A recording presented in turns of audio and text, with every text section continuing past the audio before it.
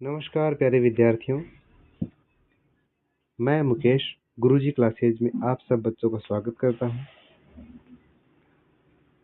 आज मैं माध्यमिक शिक्षा बोर्ड राजस्थान अजमेर हिंदी विषय का जो पाठ्यक्रम है उसके बारे में डिस्कस करूंगा, क्योंकि जो बच्चे सीरियसली तैयारी करते हैं उनको सबसे पहले सिलेबस को समझना बहुत ज़रूरी हो जाता है कि कितने मार्क्स का क्या आता है और उसको किस प्रकार से हम एग्ज़ाम हॉल में कवर कर पाते हैं। साथ में मैं आपको हिंदी विषय में से पूरे अंक लाने की जो रणनीति होती है उसके बारे में बात करूंगा। तो वीडियो छोड़कर कहीं नहीं जाएं और ध्यान से वीडियो को देखें।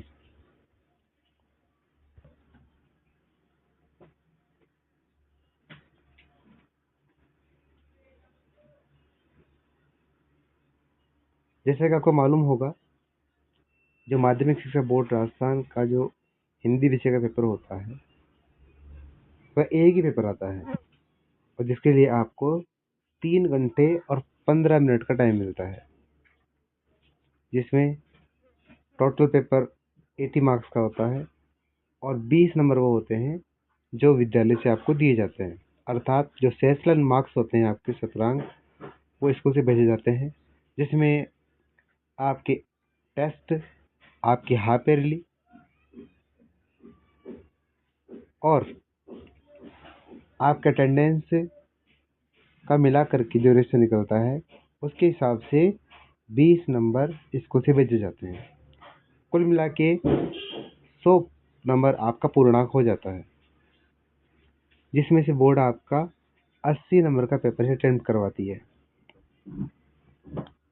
इसमें अपठित बोध यानी कि 12 नंबर का जो आपका रेशियो रहता है वो अपठित गद्यांश का होता है, अर्थात वो आपके सिलेबस से बाहर से आते हैं।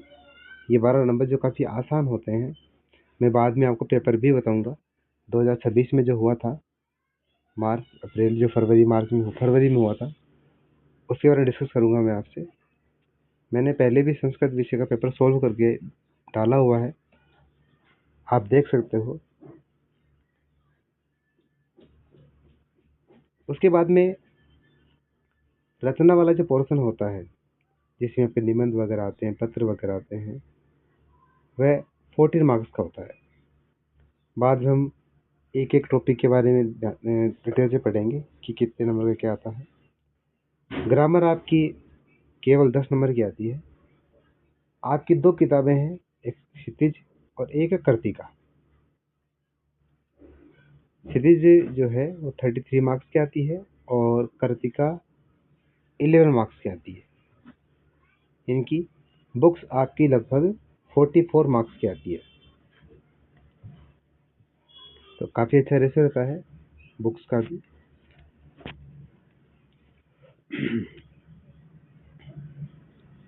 अपठित बोध यानी कि अपठित गद्यांश की बात कर रहा हूँ।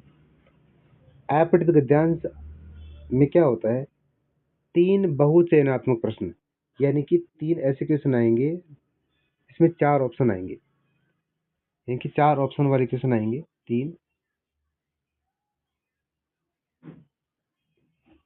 3 अति लघुतरात्मक प्रश्न, यानी कि अति लघुतरात्मक मतलब 1 लाइन का प्रश्न। कुल मिला के 6 प्रश्न हो गए, हर एक प्रश्न का 1 नंबर मिलता है आपको। कुल मिलाकर जो गद्यांश होता है वो 6 मार्क्स का आता है और एक अपठित पद्यांश आता है, इनकी कविता आती है। सेम प्रोसेस रहेगा उसमें भी, 3 ऑप्शन वाले क्वेश्चन और 3 अति लघुतरात्मक क्वेश्चन, और इनका भी जो अंक बाहर रहेगा वो 6 ही रहता है। यानी कि जो अपठित गद्यांश और पद्यांश आते हैं उनके मार्क्स 12 नंबर आते हैं टोटल, जो काफ़ी आसान होते हैं और हर बच्चा इसको यदि सावधानी से करेगा तो आराम से सोल्व कर सकता है। अब आता है रचना वाला पार्ट।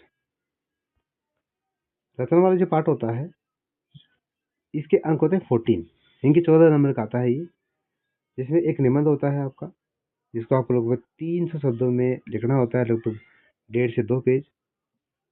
पत्र लेखन में एक औपचारिक होता है और एक अनौपचारिक, यानी कि एक तो होता है कार्यालय पत्र और एक होता है आप अपने रिश्तेदारों को, अपने दोस्तों को, अपने मित्रों को या फिर अपने किसी परिचित को पत्र लिखते हो। तो एक प्रार्थना पत्र होता है और एक पत्र होता है। आपके एग्जाम में दोनों ऑप्शन मिलते हैं, आप चाहे प्रार्थना पत्र कर लो या पत्र कर लो, विकल्प सहित। अर्थात एक तो प्रार्थना पत्र होता है और एक पत्र होता है, जो आप करना चाहो वो कर सकते हो और इसके आपको 4 मार्क्स मिलते हैं। संक्षिप्तीकरण पल्लवन, ये क्या होता है? इसमें क्या होता है, आपको 4 या 5 लाइन दी होती है एग्जाम में। मैं आपको पेपर बताऊंगा बाद में, अभी मैं आपको सिलेबस के बारे में डिस्कस कर रहा हूँ। तो जो समरी होती है, आपने शायद सुना होगा, मतलब 5 या 6 लाइन जो होती है उसको आपको 2 या ढाई लाइन में करना होता है, लगभग 3 लाइन में। उसे समरी बोलते हैं, इनकी संक्षिप्तकरण पल्लवन। इसका मतलब होता है आपको उन 4-5 लाइनों को बहुत सीमित शब्दों में लिखना होता है। और ये काफी आसान काम होता है, हर बच्चे इसको कर सकता है, परंतु इसमें सबसे बड़ा रोल रहता है राइटिंग का। हिंदी विषय में राइटिंग का एक महत्वपूर्ण हिंदी विषय में राइटिंग का बहुत बड़ा रोल होता है, यानी कि आपका जो लेखन है वो सुंदर होना चाहिए। अब आता है ग्रामर वाला पोर्शन। हिंदी विषय में ग्रामर इतनी ज़्यादा नहीं आती है, केवल 10 मार्क्स की आती है और सामान्य सामान्य से टॉपिक आते हैं जो आप पिछले क्लास में पढ़ चुके हो, जिसमें पदभेद। अब पदभेद में संज्ञा, सर्वनाम, विशेषण, क्रिया, अव्यय, ये सामान्य सामान्य टॉपिक हैं और इनमें से सवाल लगभग ब्लैंक टाइप में आते हैं। उपसर्ग, प्रत्यय। अब इसमें दो बहुचयनात्मक, इसका मतलब होगा कि ऐसे 2 प्रश्न आएंगे जो एमसीक्यू टाइप के होंगे, यानी कि इसमें 4 ऑप्शन होंगे ग्रामर में से। 6 सवाल ऐसे आएंगे जो रिक्त स्थान वाले आएंगे और आपको आंसर देना। जैसे क्वेश्चन आ गया कि किसी व्यक्ति, वस्तु, स्थान, भाव के नाम को ब्लैंक कहते हैं, तो ब्लैंक में क्या आएगा? संज्ञा। इस टाइप के सवाल आते हैं जो बड़े आसानी से बच्चे कर लेते हैं। संधि समास, 2 नंबर का आता है संधि समास, एक नंबर के सवाल आते हैं इनमें से। मुहावरे, लोकोक्तियां, पाठ्य पुस्तक के आधार पर, यानी कि जो आपकी पाठ्य पुस्तक है उसमें जो मुहावरे, लोकोक्तियां दी हुई है वही आपके एग्जाम में आते हैं। बाहर से आपको पढ़ने की आवश्यकता नहीं है कुछ भी, जो किताब में आई है। आप जब पढ़ते समय आपको ये ध्यान रखना चाहिए कि कौन सा मुहावरा आया हुआ है, कौन सी लोकोक्ति आई हुई है। ये आपके गुरुजी आपको बताते हैं जब पढ़ाते हैं। तो आप इस पर ध्यान रखोगे कि जब मुहावरे, लोकोक्तियां आपके पाठ में या प्रश्नोत्तरों में आती है, उनको आपको नोट डाउन कर लेना है। वैसे तो मैं पढ़ाऊंगा आपको, टेंशन लेने की आवश्यकता नहीं है आपको। अब जो आपकी बुक है क्षितिज भाग 2, इसमें किस प्रकार से प्रश्न आते हैं एक बार देख लीजिए।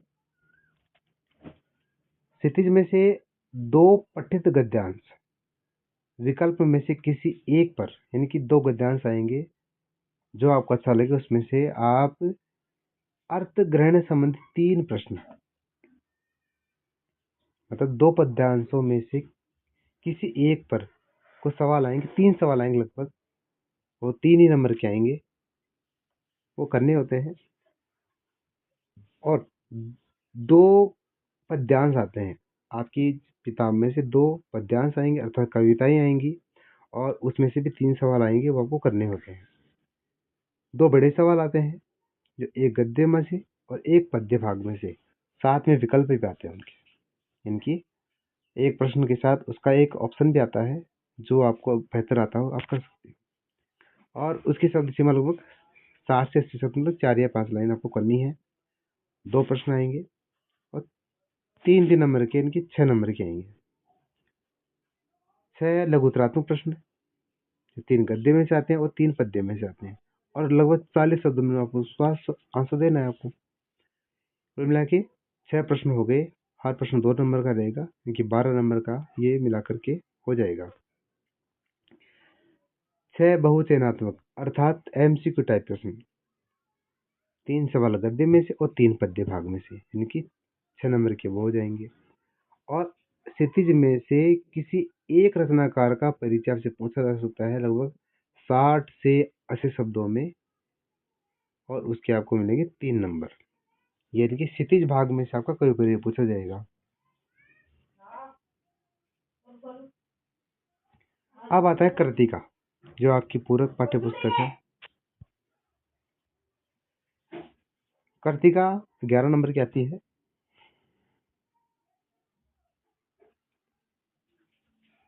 11 नंबर की आती है। एक दीर्घ उत्तरात्मक प्रश्न जिसका विकल्प भी होता है साथ में, 60 से 80 शब्दों में आपको उसका आंसर देना होता है लगभग। इसके 3 नंबर मिलेंगे आपको।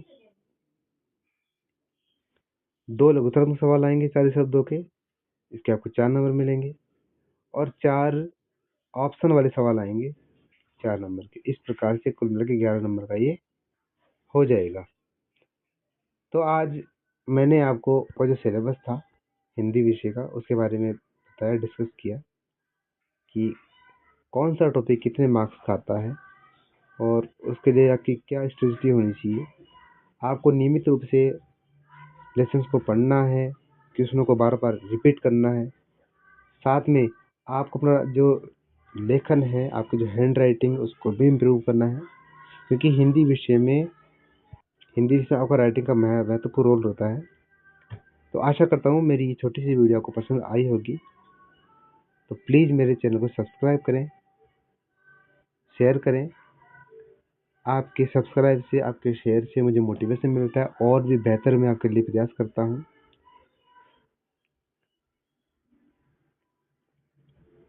इसी आशा के साथ मैं आज अपनी क्लास को विराम देता हूँ। धन्यवाद। Thank you.